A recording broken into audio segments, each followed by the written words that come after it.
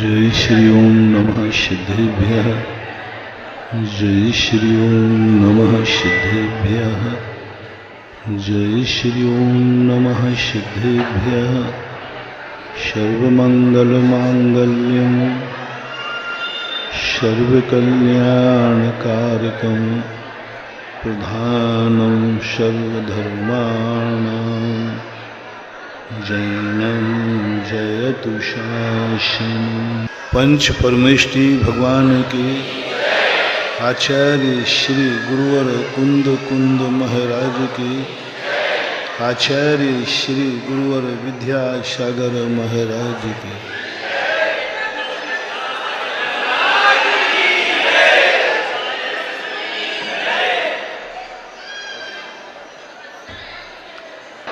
अभी दैनिक प्रवचनों की श्रृंखला में हम उन शक्तियों को समझने का प्रयास कर रहे हैं जो शक्तियां हमारे पास हैं, जिन शक्तियों के हम मालिक हैं, स्वामी हैं, जो शक्तियां हमें सहज रूप से मिली है। कुछ शक्तियां हमने खुद अर्जित की। शक्तियां दो रूप से होती हैं। एक तो पुण्यात्मा जीव को या यूं कहें जीवात्मा को प्रकृति से कुछ शक्तियां मिलती हैं, जो शक्तियां सहज रूप से शाश्वत अविनाशी होती हैं। उन सहज शक्तियों का ज्ञान अनुभूति हम नहीं कर पाते, क्योंकि वो सहज शक्तियों को कोई ऐसी बाह्य शक्ति हमारे अंदर प्रवेश कर जाती है जो उन शक्तियों को द्रोहित कर देती है। सहज स्वाभाविक जो शक्ति आत्मा की है, उस शक्ति को हम खुद अनुभव में नहीं ला पा रहे। शक्ति हमारी है, हमें स्वभाव रूप से मिली है, लेकिन कभी कभी ऐसा होता है कि व्यक्ति अपनी ही हवेली के सामने भीख मांगता है। कभी कभी व्यक्ति अपनी ही एक ऐसी भूल के कारण से वह अपनी शक्तियों का ज्ञान नहीं कर पाता।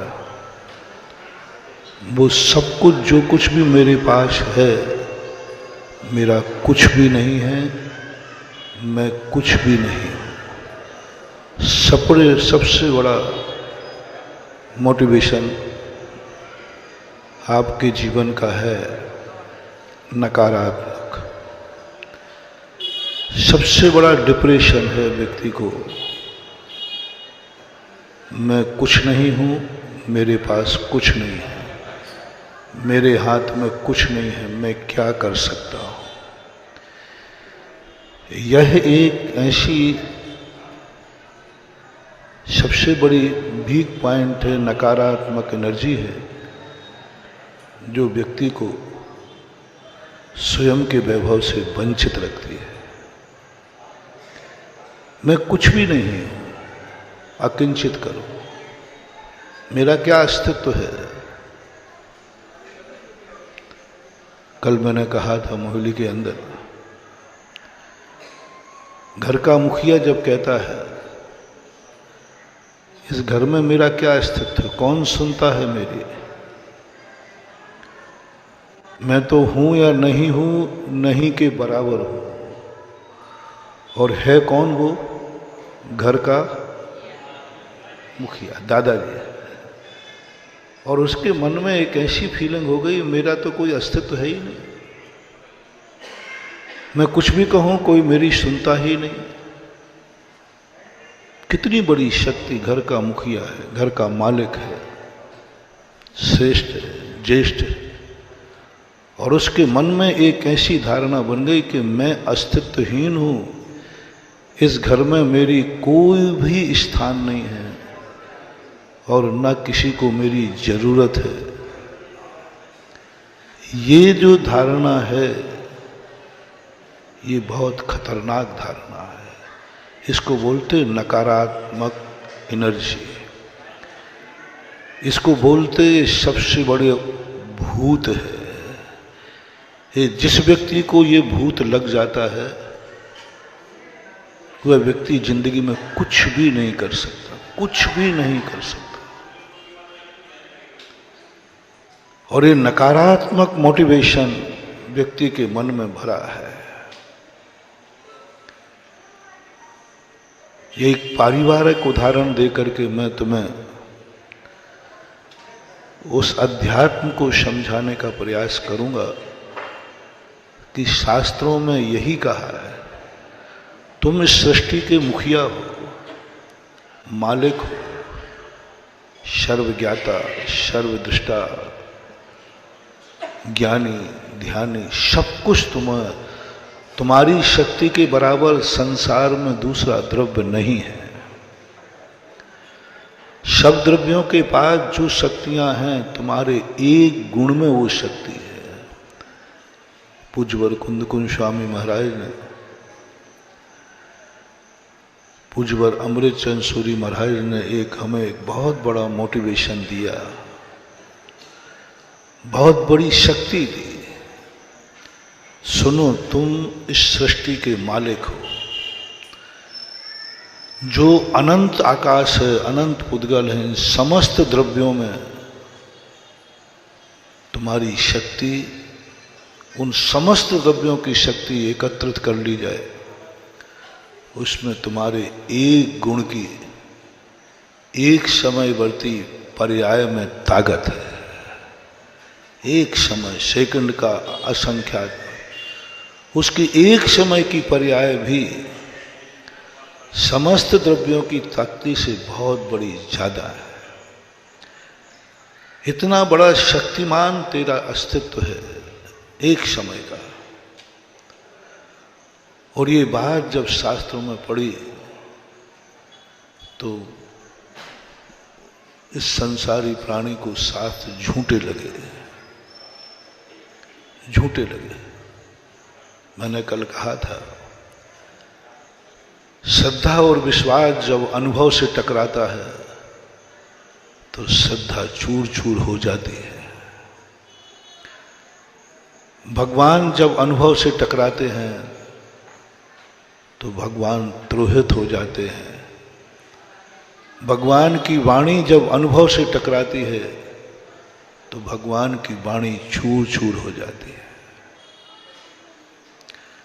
गुरु की वाणी जब अनुभव से टकराती है, शास्त्रों की वाणी जब अनुभव से टकराती है तो वे शब्द मिथ्या दिखते हैं, झूठे दिखते हैं।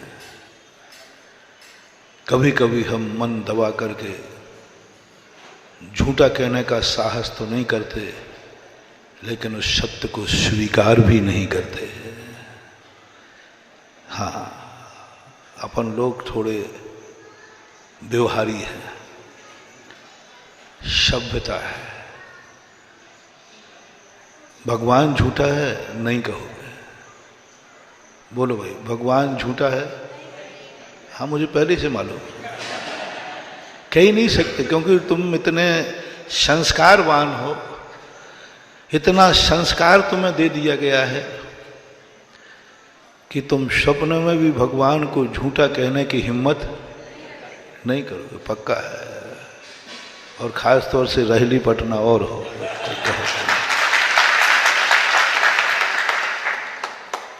शास्त्रों में लिखी बातें कैसी हैं, साची के झूठी? साची, ये रटा हुआ है ना, सब कुछ रटा है, सब कुछ संस्कारित है, सब कुछ थोपा गया। भूल से स्वप्न में झूठ मत बोलना, नहीं तो बर्बाद हो जाएगा, भस्म हो जाएगा, दुर्गति में जाएगा। और अभी महाराज जी तुरंत कह देंगे मिथ्या दृष्टि, भगवान को झूठा कहता है, जिन वाणी पर शंका करता है, गुरु की वाणी को कहता है कि गलत है, अभी हाल आप हमें सब मिथ्या दृष्टि कह देंगे। आपको जैनी को सबसे बड़ा डर लगता है मिथ्या दृष्टि शब्द से। किससे शब्द डर लगता है? कहीं मैं एक डर और लगता है उसे, कहीं मैं अभव्य तो नहीं हूं। क्योंकि अभव्य की जो डेफिनेशन शास्त्रों में बनाई है वो इतनी खतरनाक है कि आत्मा कांप जाती है। आत्मा कांप जाती है, उसका कभी कल्याण नहीं होना। तो कोई किसी को अभव्य कह दे तो कब रो पड़ेगा। एक बार जिज्ञासा में किसी ने प्रश्न किया, महाराज जी हम भव्य हैं कि अभव्य? अब मैं क्या बताऊं, मैं तो इतना ज्ञानी हूं नहीं। फिर भी पूछा है तो मैंने कह दिया तू अभव्य है। ये कहते हुआ वो रोना ऐसा शुरू हुआ कि वो मूर्छित जैसा हो गया, रो पड़ा। महाराज जी ने मुझे, और उसे मालूम है महाराज जी ने कह दिया है तो है। तुम्हें महाराज है कि मुनियों के वचन न झूठे हों जो कुछ मुख से। अब ये धारणा तुम्हारी बना दी गई। मैंने तुरंत कहा, मैंने कि भैया तूने जो धारणा है, कभी कभी सोच हमारा भी कोई थर्मामीटर है। हम सर्वज्ञ नहीं हैं। भव्य अभव्य की पहचान यही है कि इसको अभव्य कहा जाए, वो रो पड़े तो समझ लेना ये भव्य है। मैंने कि उठ जा भाई, उठ जा, खड़ा हो जा। मैंने उसको खड़ा किया। मैंने कि तेरे आंसू आ गए, मूर्छा हो गई? हाँ महाराज भव्य कह दिया। मैंने कि यही भव्य की पहचान है। अब मैं सही, अब तुम कहो महाराज जी आपने ऐसा कहो, अरे भाई इसकी पहचान करने का तरीका यही है। तो मैं कोई असत्य थोड़ी बोला, मैंने तो तेरे भव्य भव्य की पहचान की है। तो अभव्य से व्यक्ति को बहुत डर। दूसरा डर लगता है मिथ्या दृष्टि से, कि मैं मिथ्या दृष्टि घोषित ना हो जाऊं। दुनिया की दृष्टि में हर व्यक्ति सम्यक दृष्टि बना रहना चाहता है। कुछ नहीं होगा इससे, कुछ नहीं होगा इससे। दुनिया हमें सम्यक दृष्टि कहे, इससे सम्यक दर्शन उत्पन्न होने वाला नहीं। अंदर की अनुभूति पहचानो, आत्मा की पर्याय, चैतन्य गुण की पर्याय, अपने आत्मा में से क्या प्रकट हो रहा है। क्या भगवान सत्य हैं? क्या भगवान का कथन सत्य है? मैं अजर अमर अविनाशी हूं, मैं सुख दुख से परे अनंत शक्तिमान हूं। मेरा स्वरूप जो शास्त्रों में कहा है, इसको हम कितना सत्य मानते हैं,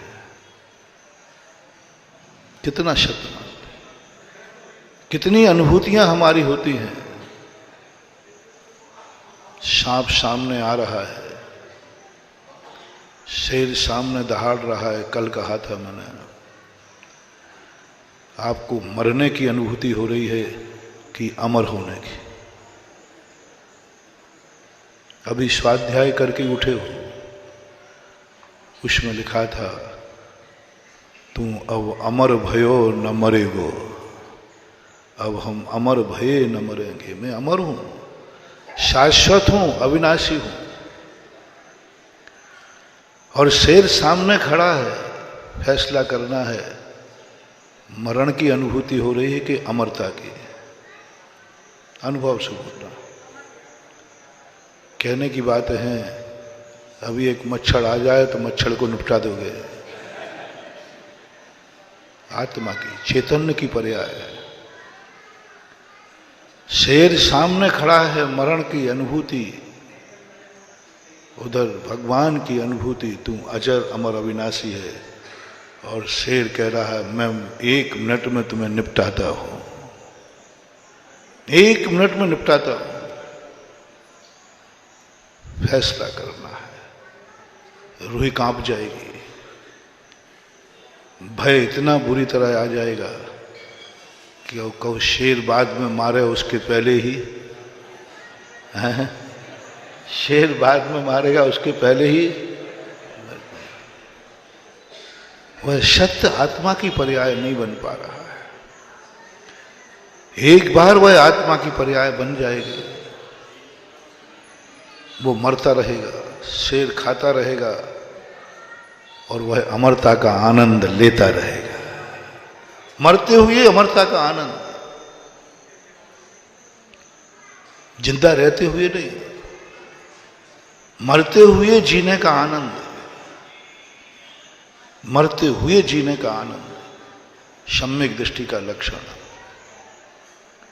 मर रहा है, मरेगा, शेर खा रहा है, खाएगा, प्राण निकलेंगे निकलेंगे, लेकिन अनुभूति का परिणति, सम्यक दर्शन पर्याय वो जब निकलेगी, उस समय उसकी परिणति में अमरता का आनंद आएगा।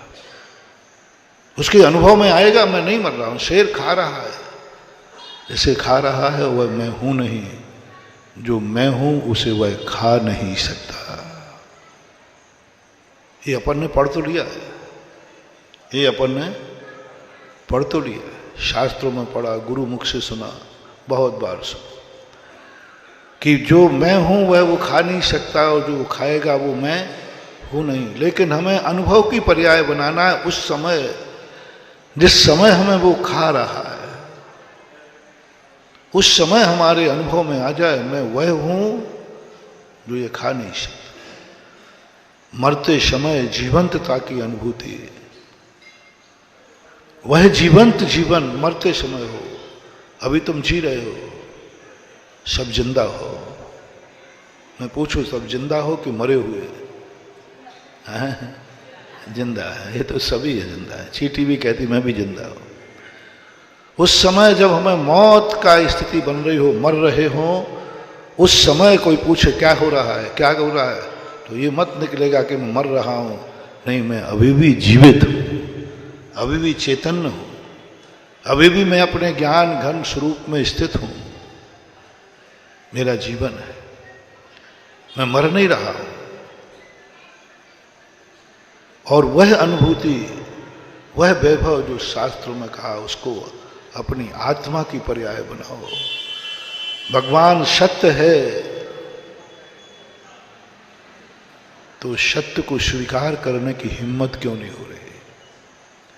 हम ये नहीं कह रहे हैं कि उसे आचरण में लाओ, ये नहीं कह रहा हूं कि तुम भगवान बन जाओ, ये नहीं कह रहा हूं कि तुम मुनि देख के मुनि बन जाओ।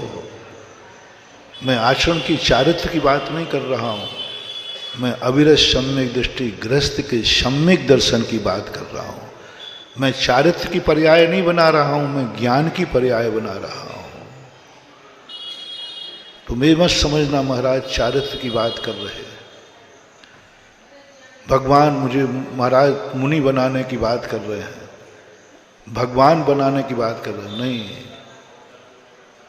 मैं न भगवान बनाने की बात करता हूं, क्योंकि भगवान कभी बनाने से बनता ही नहीं है।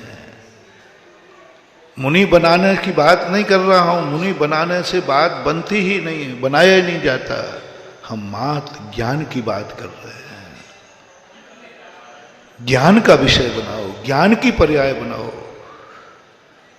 ज्ञान की पर्याय जब बन जाएगी, चारित्र की पर्याय बनाने की जरूरत नहीं पड़ेगी। वह चारित्र की पर्याय तो प्रकट होगी ही होगी। लेकिन अभी तक हम चारित्र भी ग्रहण कर लेते हैं, वृत्ति बन जाते हैं, मुनि बन जाते हैं, त्यागी वृत्ति बन जाते हैं, प्रतिमाधारी बन जाते हैं, लेकिन वो ज्ञान की पर्याय नहीं बन पाती है जो शास्त्रों में कहा है। और ज्ञानानुभूति वो आत्मानुभूति, वो ज्ञान की एक बार अनुभूति आ जाए ज्ञान में, उसके लिए हमने कल एक बहुत अच्छा तरीका दिया था, स्वशक्ति जागरण। अभी 10 दिन से रेगुलर प्रवचनों में स्व शक्ति जागरण का प्रसंग चल रहा है। पर शक्ति नहीं, भगवान की शक्ति नहीं, गुरु की शक्ति नहीं, स्व शक्ति जागरण। स्व शक्ति में भूल हो रही है। भगवान कोई ज्यादा शक्तिमान नहीं है हमारे लिए, गुरु ज्यादा शक्तिमान नहीं है हमारे लिए। जितना हमने भगवान को, गुरु को, मंत्रों को शक्तिमान मान लिया है, ये हमारे लिए उतने शक्तिमान नहीं है। ये स्वयं में शक्तिमान है, ये स्वयं में शक्तिमान है, लेकिन दूसरों के लिए ये मात्र मात्र मात्र माचिस की काड़ी के समान है। माचिस की काड़ी की ताकत कितनी है। एक जलता हुआ दीपक जो उनका है वो मेरे लिए क्या है। ये सारे जितने निमित्त हैं ये काम क्यों नहीं कर रहे हैं। हम माचिस की काड़ी पर प्रकाश को जिंदगी चलाना चाहते। माचिस की काड़ी ज्यादा समय तक तुम्हारी जिंदगी में साथ नहीं देगी। मंदिर में कब तक बैठे रहोगे? बोलो आप लोग। दुर्घटना की संभावना मंदिर में है कि बाजार में? सड़क पे है कि मंदिर पे? और भगवान तो मंदिर में है और तुम्हारी जिंदगी सड़क पर है।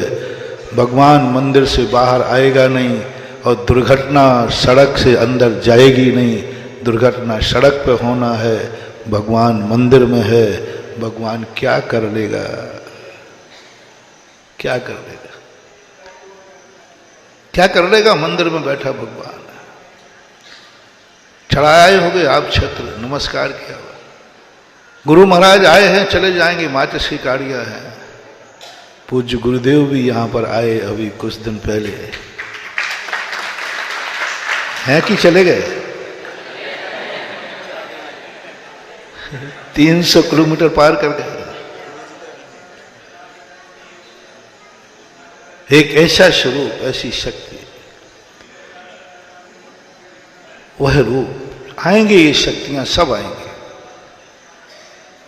इन शक्तियों में एक निमित्त शक्ति है, वो अपना कर्तव्य पूरा करेंगे। साधु संत भी आएंगे, भगवान भी आएंगे, मंदिर भी आएंगे, सब होंगे। उनको अपनी निमित्त शक्ति साकार करना है। लेकिन जब तक हमारी उपादान शक्ति नहीं जागेगी, वो माचिस की काड़ी कब तक जागेगी? माचिस की काड़ी मिलते ही यदि तुमने थोड़ी देर और माचिस की काड़ी को पकड़े रहे तो है? समझदारी क्या है? माचिस की काड़ी का समय 2-5 सेकंड है। उस माचिस की काड़ी से अपना दीप जला लो, पूरी जिंदगी भर प्रकाश में रहोगे। ज्ञान की पर्याय ये माचिस की काड़ियां हैं, ये निमित्त हैं।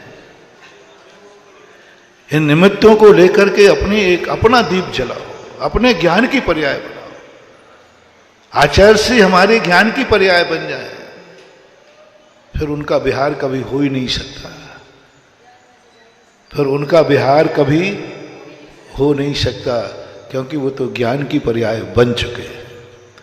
वो स्वतंत्र हैं, हम उन्हें नहीं रोकना, हमें उन्हें नहीं बांधना। उस माचिस की काड़ी को अपन को नहीं रखना, बस उस माचिस की काड़ी से दीप जलाने का प्रयास करो।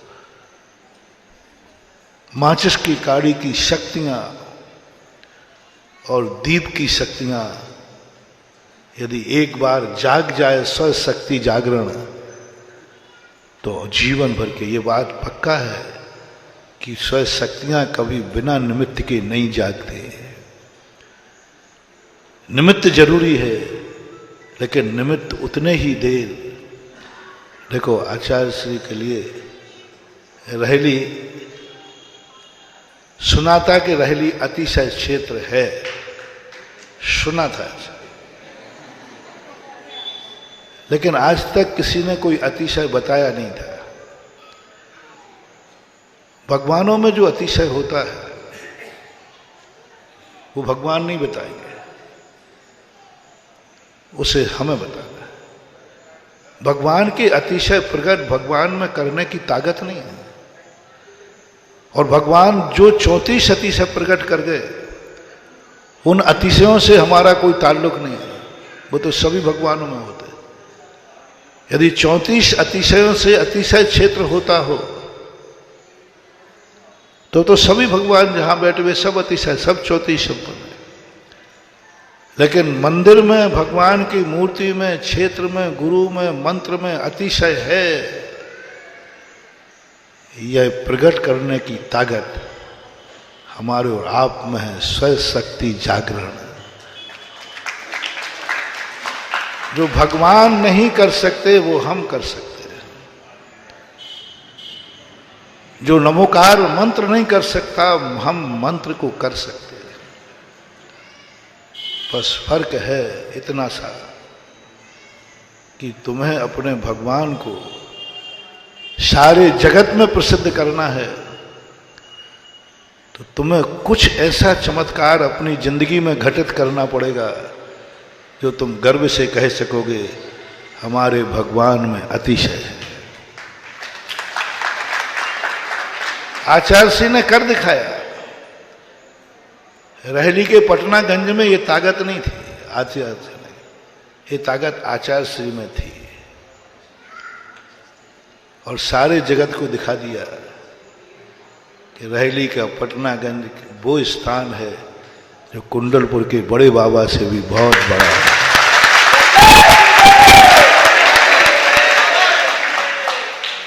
कुंडलपुर में आचार्य श्री इतने बीमार हुए कि पंडाल तक नहीं जा सकते थे। पंडाल तक जाना मुश्किल होता था, 1 मिनट बैठना मुश्किल होता था। और पटना की भूमि पे आकर ऐसे स्वस्थ हुए कि आज 300 किलोमीटर चलने पर भी बैठने का नाम नहीं। मेरा मन वैसे रहली को आने का था नहीं, बहुत रास्ते थे, लेकिन मन हुआ कि जिस शक्ति को मेरे पूज्य गुरुदेव ने सारे जगत में जागरण करा दिया कि रहली क्या है, पटनागंज क्षेत्र क्या है और वहां क्या है ऐसा। आज आचार्य श्री स्वस्थ हुए, सो प्रभु की महिमा सारे जगत में फैल गई कि रहली वो स्थान है जो ऐसे है। आचार्य श्री की जो हालत थी बड़ी चिंतनीय थी, देखते ही व्यक्ति देख नहीं सकता था। आचार्य श्री की स्थिति को देख करके हर व्यक्ति की आंखें झलझला, और आज हर व्यक्ति की आंखें खुशी से झलझला उठती हैं जब आचार्य की चाल देखते हैं।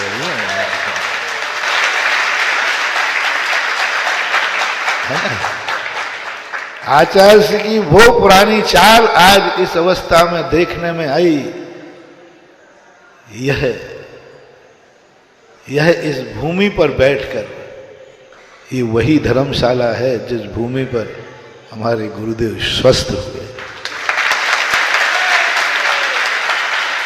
उन्होंने जागरण किया, उन्होंने जागरण किया अपनी आत्मा को, उन्होंने इस काड़ी से अपने उपादान को जागरण किया। उन्होंने क्षेत्र को चुना, वो खुद उपादान थे, उनको क्या कुंडलपुर क्या पटना, लेकिन उन्होंने चुना निमित्त। कौन सा निमित्त है जो हमारी उपादान की जो शक्ति क्षुब्ध हो गई है, जो किसी ने अवरुद्ध कर दी है, उसको कौन खोल सकता? कौन सा क्षेत्र है? क्षेत्र चुना उन्होंने रहली पटनागंज। क्यों चुना, ये क्या है, ये तो मैं नहीं कह सकूंगा, लेकिन इतना जरूर है जो कुछ उन्होंने चुना और जिस लिए उन्होंने चुना वह उन्होंने पा लिया। आचार्य श्री का कोई उद्देश्य नहीं था। कुंडलपुर के बाद आचार्य श्री ने सारे उद्देश्य अपने गौण कर दिए थे। 2 ही उद्देश्य आचार्य श्री के थे, या तो स्वस्थ हों या फिर समाधि की तैयारी करो। दो के अलावा कोई तीसरा उद्देश्य था ही नहीं जो हम लोग चर्चाएं करते थे। साधक के लिए सबसे पहले कहा गया स्वास्थ्य ठीक करो, स्वास्थ्य ठीक करो, जिस निमित्त से हो सके उस निमित्त को स्वीकार करो। खोजो ध्यान में कोई निमित्त है दुनिया में जो तुम्हें स्वस्थ कर दे, निरोग कर दे, निरामय कर दे। भगवती आराधना, पूज्यवर शिव कोटि महाराज। पूरी ताकत लगाओ। जैन दर्शन मरने के लिए नहीं है, जीने के लिए है। पूरी ताकत लगाओ। कहीं कोई दुनिया में है कोई निमित्त जो मुझे जीवित रख सकेगा, और यदि है तो पहले उसको अपनाओ। आचार्य ने सोचा है, जिसका नाम पटना गंज है। पता नहीं क्यों उनको विश्वास था। स्पष्ट तो वो बोलते नहीं, लेकिन संकेत तो हम लोगों को मिल चुका था उसी समय। कोई उनके मन में ऐसा भाव आया कि मैं पटनागंज में ठीक हो जाऊंगा।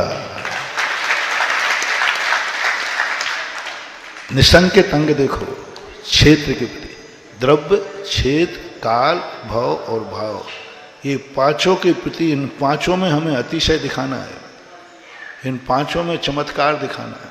ये स्वयं शक्ति जागरण है। पहला तो द्रव्य, मैं क्या औकात रखता हूं? क्या माचिस की काड़ी मिलने पर मैं जलने की औकात रखता हूं? क्या माचिस की काड़ी उड़ने पर मैं प्रज्वलित हो सकूंगा? क्या मैं दीपक हूं? क्या मेरे दीपक में घृत है? क्या मेरे दीपक में बाती है? क्या मैं प्रज्वलित हो सकता हूं? पहला निसंकेत, पहला निसंकेत अपना विल पावर। तुम कौन हो? तुम्हारी औकात क्या है? तुम्हारी शक्ति क्या है? हम शक्ति को पहचाने बिना निमित्तों की तरफ दौड़ पड़ते हैं, बाद में निमित्त को बदनाम कर देते हैं। पहले अपनी स्वयं की शक्ति पहचानो, तुम्हारे में क्या योग्यता है। और इसकी पहचानने की बात मैंने कल कही थी। कल का प्रवचन तो पूरा रिपीट नहीं कर सकूंगा, आप कहीं से सुन लेना। कल जो मैंने कही थी कि पहले द्रव्य शक्ति का जागरण करो, द्रव्य के प्रति निसंकेत हो। तुम अपने ऊपर कितने निसंकेत हो? तुम क्या दावे से कह सकते हो कि मैं भारतीय हूं? बोलो, तुम भारतीय हो कि नहीं? परीक्षा कर लो, परीक्षा कर लो। क्या मैं कह सकता हूं? तुम कह रहे हो भारत में तुम्हारा जन्म हुआ, इस पर गर्व है कि नहीं? जोर से बोलो, पीछे वालों। टेप हो चुका है आपकी बारी। क्या तुम्हारा भारत में गर्व जन्म हुआ? तुम्हें गर्व है? क्या तुम्हें गर्व है? परीक्षा दो। तुम्हारा और तुम्हारे बेटे को अभी पास हुआ है, यदि भारत में नौकरी करेगा तो 5 लाख मिलेंगे, और विदेश जाएगा तो 50 लाख मिलेंगे। फैसला करो, भारत छोड़ोगे या भारत में रहोगे? झूठ बोले कौआ काटे।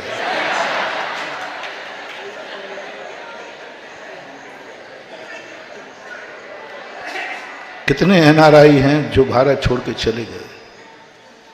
भारत की कीमत मात्र 45 लाख रुपया है।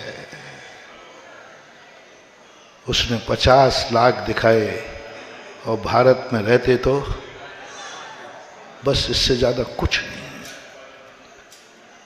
आज भारत खोखला क्यों हो रहा है कि व्यक्ति अपने आप को भारतीय कहने में गौरव का अनुभूति नहीं कर रहा है।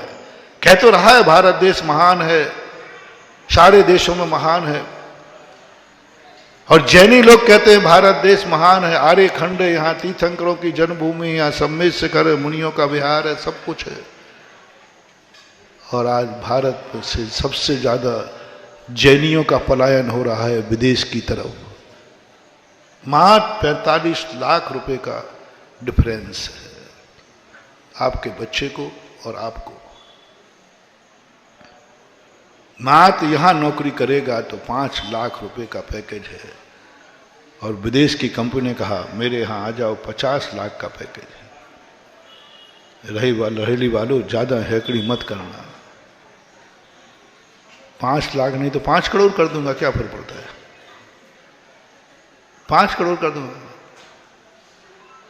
बढ़ाता जाऊंगा। अंत में तुम्हारे मन में आएगा कि चलो भारत छोड़ दे। कहां है आत्मा की पर्याय, कहां बनी, कहां बनी कि मैं भारतीय हूं। निशंकित अंग एक काल का नहीं होता, त्रिकाली होता है, त्रिकाली होता है। कल भी मैं भारतीय था, आज भी भारतीय हूं, और दावा करो, दावा करो कल जन्म तुम्हारा कहां होगा। निशंकित हो जाओ, द्रव्य दृष्टि, कल तुम्हारा जन्म कहां होगा। कर सकते हो दावा,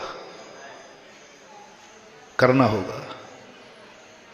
दावा करो कि मेरा जन्म यदि होगा तो नियम से भारत में ही होगा।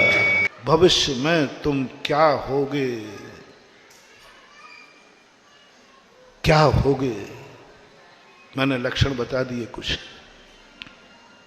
और यदि यह तुमने कर लिया तो 5 भावों में एक में तुम निशंकित हो गए।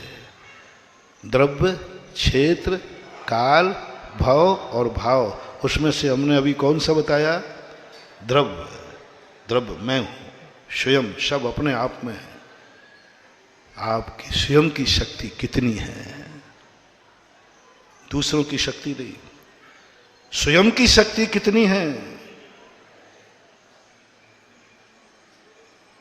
गुरु की नहीं, भगवान की नहीं। तुम इन सब के बिना कितना जी सकते हो, तुम इन सब कुछ नहीं मिले तो कितना जी सकते हो। कल की बात, 33 नंबर हर व्यक्ति को लाना है। गुरु माँ बाप कभी यह नहीं चाहते बेटा सदा मेरे अधीन रहे, वो ये चाहते हैं कि बेटा अपने पैर पर खड़ा हो। मात्र विश्व का एक जैन दर्शन है, हर दर्शन में एक ही बात कही, भक्त सदा मेरे अधीन रहे। तू मेरी पूजा करता जा, मेरी सेवा करता जा, मेरे अधीन रहे।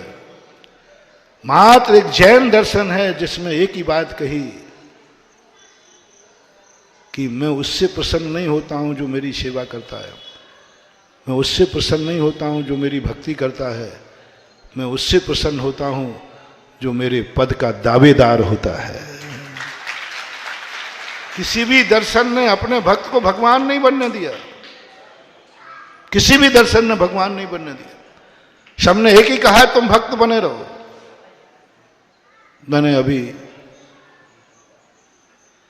चतुर्मास में 15 अगस्त पर देश के नाम संदेश दिया था। पहला दर्शन है विश्व का जैन दर्शन जो प्रजातंत्रवादी है, राज्यवादी नहीं, राजतंत्र नहीं, प्रजातंत्र। हर दर्शन राजतंत्री है। एक राजा था, बेटा राजा बनेगा, परंपरा से बनता जाएगा। जैन दर्शन एक ऐसा दर्शन है जो प्रजातंत्र है। प्रजातंत्र का एक ही सूत्र है, जो इस देश में जन्मता है, जन्मते ही वह देश का हर पद का दावेदार है। जन्मते ही कोई भी व्यक्ति विधायक बन सकता है, कोई भी राष्ट्रपति बन सकता है, कोई भी। मात्र एक जैन दर्शन सबसे बड़ा प्रजातंत्र है। और गणतंत्र जो था, ये गणतंत्र के संस्थापक इतिहास के अनुसार महावीर स्वामी के पिता सिद्धार्थ माने जाते हैं।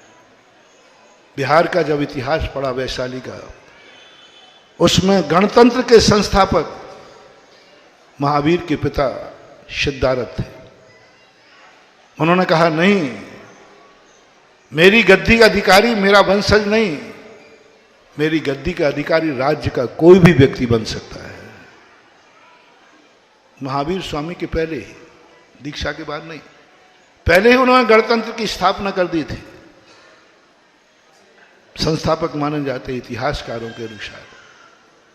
और जैन दर्शन अनादिकाल से बात करता रहा, महावीर हो चाहे ऋषभदेव हो, मैं ही भगवान नहीं हूं। हर भक्त उसी को भक्त मानते हैं भगवान जो ये कहे, जो पदवी तुमने पाई है उस पर मैं ललचाया हूं, उस पर मैं ललचाया हूं। बस महावीर खुश हो जाएंगे। राजनीति और जैन दर्शन की धर्म नीति में यही अंतर है। राजनीति में यदि कोई किसी पद का दावेदार हो तो वो पार्टी का के एंटी है, एंटी पार्टी है। जो विधायक का दावेदार हो, तुम्हारा तुम भी विधायक हो, दूसरा भी हो, तो आप उसे अपनी पार्टी का मानते हो कि दूसरी पार्टी का? दूसरी पार्टी का एंटी है। और महावीर स्वामी कहते हैं जो मैं भगवान हूं, जो मेरे पद का दावेदार है, वही मेरी पार्टी का व्यक्ति है। उनको खुशी होती है। वंदे तद्गुण। एक सूत्र दिया, किसी ने नहीं दिया, विश्व के किसी दर्शन ने यह सूत्र नहीं दिया, मात्र एक जैन दर्शन का सूत्र है, प्रजातंत्री सूत्र। तुम भी भगवान बनो। तुम कब तक मेरी भक्ति करते रहोगे? कब तक मेरी सेवा करते रहोगे? कब तक मेरे सहारे पर जीते रहोगे? तुम कब पैर पर खड़े होगे? तुम खुद भगवान करो। मेरे ज्ञान पर कब तक तुम श्रद्धा करते फिरोगे? तुम खुद ज्ञान जागरण करो। मेरे ज्ञान पर कब तक जीते रहो? भगवान ने कहा है, भगवान ने कहा है, ये कब तक रट लगाए रहो? मेरे कहने पर कब तक इस सृष्टि को मानते रहोगे? मेरे सहारे पर कब तक सुखी बने रहोगे? तुम खुद अपने ज्ञान को जागरण करो, तुम खुद भगवान बनो।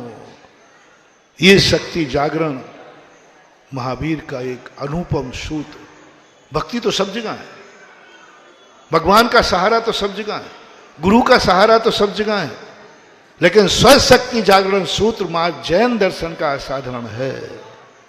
इसलिए आप लोगों को स्वशक्ति जागरण करना है। निमित्त भी मिले तो निमित्त से क्या करना है? स्वशक्ति जागरण। स्वशक्ति जागरण ऐसे निमित्त मिले जैसे तुरंत अपनी शक्ति का जागरण करो। और शक्ति का जागरण समय आपका हो रहा है। एक बात तुमसे कह दूं कि जो महावीर के सूत्र का था स्वशक्ति जागरण, भगवान को देखकर भगवान से पाने का भाव तो बहुत आता है।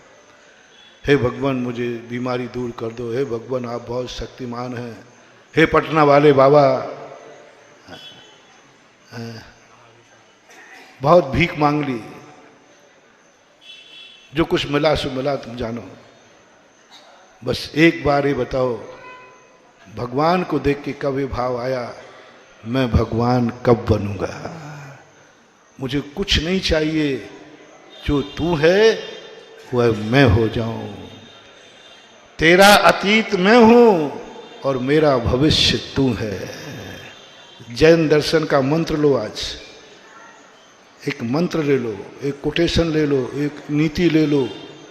जैन दर्शन कोई संक्षेप में हो तो दुनिया की भक्ति में और जैन दर्शन की भक्ति में क्या अंतर है? सारे दुनिया के लोग भगवान के पास जाते हैं भक्ति के लिए, कुछ पाने के लिए। बस तुम्हें कभी भगवान के पास जाकर के ये भाव आ जाए, मैं तेरा संबंध बनाओ। किसी से व्यक्ति से कुछ चाहिए है तो पहले रिलेशनशिप, बिना रिलेशनशिप के कोई पानी भी नहीं पिलाता, ध्यान रखना। पहले रिलेशनशिप। भगवान से तुम्हारी क्या रिलेशनशिप है? क्या रिलेशन है? क्या संबंध है तुम्हारा? लो मैं संबंध बनाए देता हूं तुम्हारा। भगवान के सामने खड़े होकर भाव आ जाए, भगवान आप पहचानते नहीं मुझे, मैं आपका अतीत हूं। कल तुम यहां थे जहां आज मैं हूं, और तुम मेरे भविष्य हो, जहां आज तुम हो कल मैं वहां रहूंगा। बस हो गया। निसंकेतंग सम्यक दर्शन की पर्याय बन गई। जिस दिन आत्मा के अंदर ऐसा भाव बने, मैं प्रभु भक्ति करते समय, प्रभु मैं तुम्हारा अतीत हूं और तुम मेरे, बोलो, तुम मेरे भविष्य हो। जो आज तुम्हारी पर्याय है कल मेरी होगी। नमोस्तु भगवान, नमोस्तु कर लो भगवान। बस भवतु, मैं आपको ही नमोस्तु नहीं कर रहा हूं, मैं अपनी भावी पर्याय को नमोस्तु कर रहा हूं। भगवान ध्यान रखना, क्योंकि मुझे आपका दर्शन करते करते मुझे अपनी भावी पर्याय दिखती है। प्रभु का दर्शन करते करते खुद का दर्शन हो गया है। भावी पर्याय दिख गई। कभी दिख जाए, जिस दिन दिख जाए, वेदी पर भगवान नहीं, मेरी भावी पर्याय बैठी है, मैं बैठा हूं, मेरी भावी पर्याय बैठी। ऐसी कभी अनुभूति में आ जाए, सम्यक दर्शन हो गया। जिन बिंब से सम्यक दर्शन होता है, जिन बिंब से सम्यक दर्शन होता है। कैसे होता है वो तो बोलते ही नहीं, ऐसे ही होता है। हे भगवान, तू तेरा वर्तमान अतीत में हूं और तू मेरा भविष्य है। ऐसा ही कभी गुरु दर्शन से भी सम्यक दर्शन होता है। गुरु से देखते ही आ जाए, हे गुरु, मैं तेरा अतीत हूं और तुम मेरे भविष्य हो। कल मैं ऐसा बनूंगा। धर्म श्रवण से सम्यक दर्शन। जब कोई उपदेश चल रहा हो या शास्त्र का वाचन कर रहे हो और पढ़ते पढ़ते पढ़ते पढ़ते यही तो मैं हूं, यदि उसमें आया पापी, तुरंत यही तो मैं हूं पापी, यही तो मैं हूं। पढ़ रहे हो शास्त्र में, पढ़ रहे हो कथा किसी की, पढ़ रहे हो किसी पापी की कथा, और अनुभव में आ जाए यही तो मैं हूं, क्षय समलब्धि। धर्म श्रवण से सम्यक दर्शन कैसे? धर्म श्रवण से सम्यक दर्शन कैसे? सुना रहे थे कथा, आत्मा की पर्याय बनाओ। सुना रहे थे रावण पापी है, सुना रहे थे कोई पापी की कथा, और तुम्हें अनुभव में क्या आ गया? यही तो मैं हूं, मैं ही तो पापी हूं। महाराज कथा के बहाने मुझसे कह रहे, कथा के बहाने मुझसे कह रहे, कथा नहीं सुना रहे, क्योंकि महान आत्माएं सीधा परिहार नहीं करती है। कथा नहीं सुना रहे, मेरे लिए कह रहे हैं। कई बार होता है, लोग प्रवचन में कहते, महाराज प्रवचन ऐसे लग रहा था जैसे आप मुझे ही प्रवचन, माने कि बस तेरा कल्याण हो गया, तूने प्रवचन को अपना मान लिया, बस यही तो है। इसी का नाम तो आत्मा की पर्याय है। स्वयं जागरण प्रवचन सुना रहा है सबके लिए, और वो मान रहा है नहीं, ये प्रवचन मेरे लिए दिया गया, पापी कहा गया नहीं, रावण को पापी नहीं कहा गया। महाराज ने रावण का नाम लेकर के मुझे पापी की औकात करा दी। मैं पापी हूं, मैं दुष्टी हूं, मैं मायावी हूं, मैं लोभी हूं, बस यही क्षय समलब्धि। तुम्हारा नाम भी नहीं लिया गया आत्मा, लेकिन तुमने अनुभूति कर ली। सम्यक दर्शन की शुरुआत क्षयोप समलब्धि प्रकट हो जाएगी। और जब कोई भावी पर्याय की बात जब कहा जाए,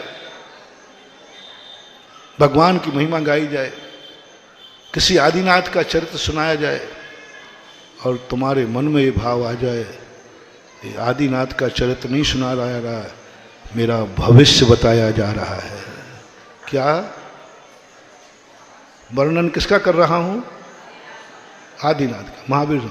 और अनुभव में क्या आ रहा है? महाराज आदिनाथ नहीं, मेरा भविष्य बता रहे हैं, यही तो मेरा भविष्य है।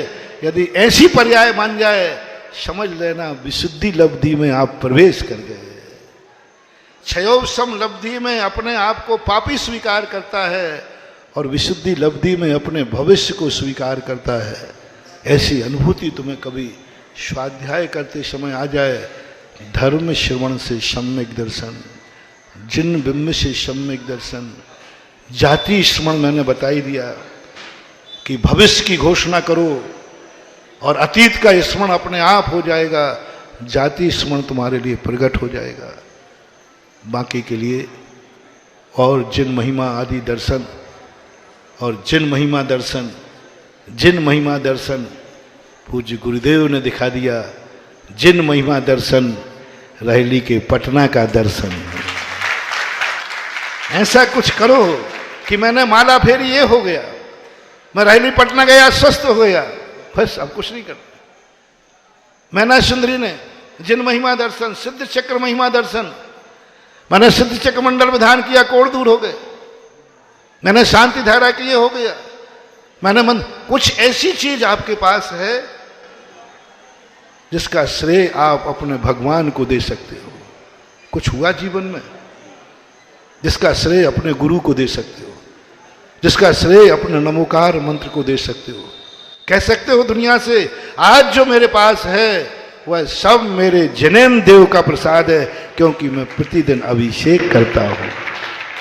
कब कोई तुमसे कोई कहे तुम इतने सुखी क्यों हो, तुम्हारा व्यापार क्यों नहीं, क्यों इतना अच्छा चलता है, तो क्या अंदर दावे से बोल सकते हो मालूम नहीं, मैं प्रतिदिन अभिषेक करने जाता हूं, मैं प्रतिदिन पटना मंदिर के अतिशयकारी भगवान का दर्शन करने जाता हूं। महत एक कारण है, समर्पित कर दो अपना सारा पुण्य। कोटि भट्ट राजा श्रीपाल अपने कर्मों से निरोग हुए, लेकिन मैना सुंदरी ने घोषित कर दिया सब गंधोदक से दूर हुए, बात खत्म हो गई। सिद्धांत क्या कहता है कि साता कर्म के उदय से हुए, और मैना सुंदरी क्या कहती है? तुम्हारी जिंदगी में ऐसा क्या घटित हुआ जो सारे जगत से कह सकते हो यह मुझे जैन धर्म की महिमा से प्रकट हुआ। देव शास्त्र गुरु, यदि ऐसी कोई घटना तुम्हारे पास हो जो तुम्हारी व्यथा कथा में परिवर्तित हो जाए और वो व्यथा कथा बन जाए और उसमें महिमा जिनेन देव की हो जाए, उसको बोलते हैं जिन महिमा से सम्यक दर्शन। व्यथा तुम्हारी थी, लेकिन जैसे ही व्यथा को तुमने कथा में बदलने के लिए जिनेन भगवान के ऊपर डाल दिया, ये मेरी व्यथा कैसे दूर हुई? धर्म के कारण वो कथा बन जाती है। और जैसी तुम्हारी व्यथा कथा बनेगी वह जिन महिमा सम्यक दर्शन का कारण बनेगा। समय आपका हो गया। स्वशक्ति जागरण की बात जो अभी चल रही है पूर्ण नहीं है, अभी ना जाने कितने, क्योंकि स्वशक्ति जागरण में जिंदगी भर समझते जाओ तो दुनिया की शक्ति खत्म हो जाएंगी, अपनी नहीं। माचिस की काड़ी बुझ सकती है, अपना दीपक कभी बुझ नहीं सकता। मास सावधानी रखना है, घी डालने का और बाती को संभालने का। माचिस की काड़ी को कितनी देर संभालूं? हैं? कोई उपाय बताओ, माचिस की काड़ी अधिकतम कितनी देर जला सकते हैं? जल्दी बोलो, आप लोगों को भी धूप लग रही है, मेरा भी समय हो रहा है। माचिस की काड़ी का समय बढ़ाने का उपाय है? सुनता कम हूं मैं, कोई उपाय? आचार्य को रोकने का उपाय? हम लोगों को रोकने का उपाय कुछ नहीं। ये माचिस की काड़ियां हैं। माचिस की काड़ी का समय बढ़ाने का कोई उपाय नहीं है। वो तो बनाते समय निश्चित कर दिया गया कि इतना डंठल है, इतना ही, और माचिस की काड़ी बनने के बाद फिर कोई भी माचिस की काड़ी का समय नहीं बढ़ा सकता। लेकिन अपने दीपक का समय बढ़ाने का उपाय, जल्दी बोलो।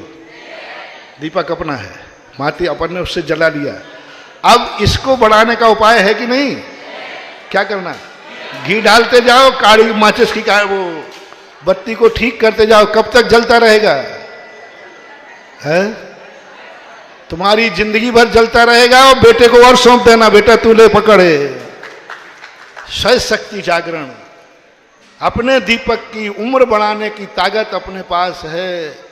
माचिस की काड़ी की उम्र बढ़ाने की ताकत हमारे पास नहीं है। तो जिसकी ताकत नियत है उस पर ज्यादा विश्वास नहीं करना। जिसकी ताकत बढ़ाने का हथियार अपने पास है, उस दीपक को जलाने का प्रयास करना।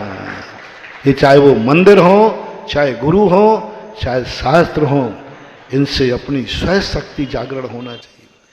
इनकी शक्तियां मत देखो कि मंदिर में कितनी शक्ति है, मूर्ति में कितनी ताकत है, गुरु में कितनी ताकत है, नमोकार मंत्र में कितनी ताकत है। ये देखो इनके निमित्त से मैं अपनी कितनी शक्तियों का जागरण कर सकता हूं। और जितनी शक्ति अपनी जागरण हो जाएगी वही हमारा है और वही हमारा भविष्य में रहेगा। आज बहुत बड़ी बात, होमवर्क जो प्रवचन सुन रहे हैं यहां बैठकर अथवा जो भी जैसे घर बैठे लाइव में सुन रहे हैं, उन सब के लिए आज एक ही होमवर्क है। क्या भविष्य का दावा कर सकते हो? जो तुम आज हो, जो तुम आज हो, क्या भविष्य का दावा कर सकते हो? और तुम्हें एक ही बस जिंदगी में मरने के पहले अपने भविष्य का दावा करके मरना। जाओ, मेरा आशीर्वाद है, तुम्हारा भविष्य उज्जवल है। दावा करो, पहले दावा करना है तुम्हें खुद, मैं मर करके ये बनूंगा, बस ये दावा करो। और मुझे तो पूज्यवर वीरसेन स्वामी महाराज के ऊपर विश्वास है। उन्होंने कहा जिसके ज्ञान की पर्याय बन जाए वो दावा करेगा, और वो जो दावा करेगा वह वही बनेगा। महावीर भगवान की